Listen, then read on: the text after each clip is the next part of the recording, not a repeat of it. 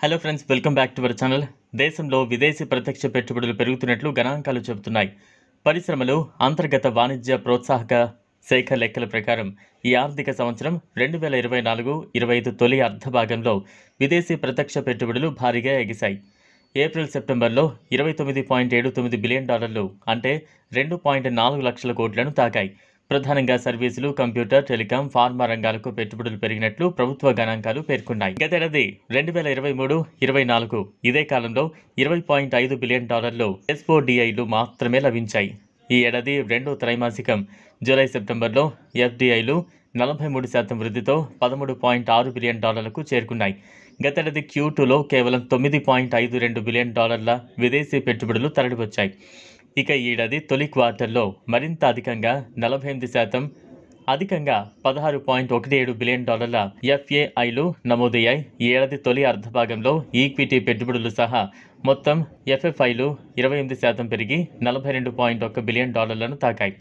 గతేడాది తొలి 6 నెలల్లో ఇవి $33.12 బిలియన్ మాత్రమే. ఇదిలా ఉంటే దేశంలోని కరెన్సీ వ్యవస్థ 1 అనా 2 అనా వంటి నాణాలపై ఆధారపడే సమయంలో 10,000 నోటు మన కరెన్సీ చరిత్రలోనే అతిపెద్ద డినామినేషన్గా గుర్తింపు పొందింది. 1938లో రిజర్వ్ బ్యాంక్ ఆఫ్ ఇండియా 10,000 నోటును విడుదల చేసి ఆశ్చర్యకరంగా ఉన్న 25 పైసలు, 50 పైసలు వంటి చిన్న నాణాలు కూడా 1957 వరకు ప్రవేశపెట్టలేదు. కానీ 10,000 నోట్లు మాత్రం ప్రవేశపెట్టారు. 10,000 నోటు ప్రధానంగా వ్యాపారస్తులకు పెద్ద లావాదేవీలను సులభతరం చేయడానికి ప్రవేశపెట్టారు.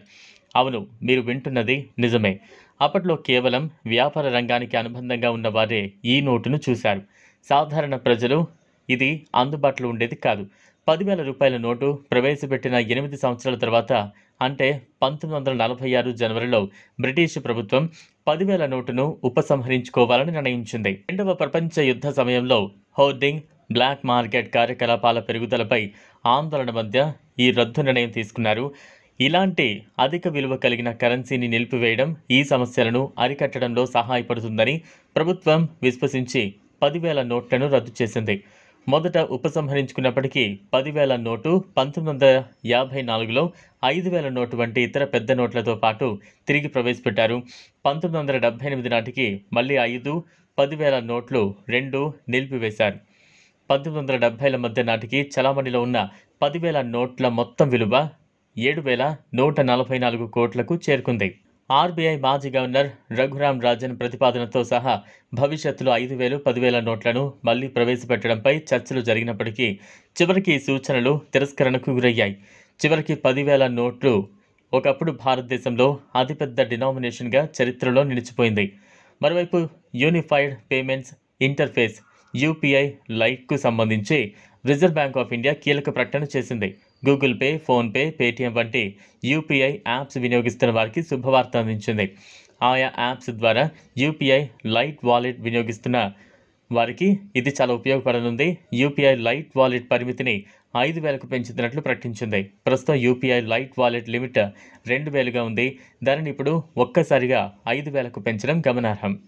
ఇది ఫ్రెండ్స్ ఇవాల్టి వీడియో. ఈ వీడియో కనుక మీకు నచ్చినట్లయితే లైక్ చేయండి, షేర్ చేయండి, ఛానల్ను సబ్స్క్రైబ్ చేసుకోండి. Thanks for watching.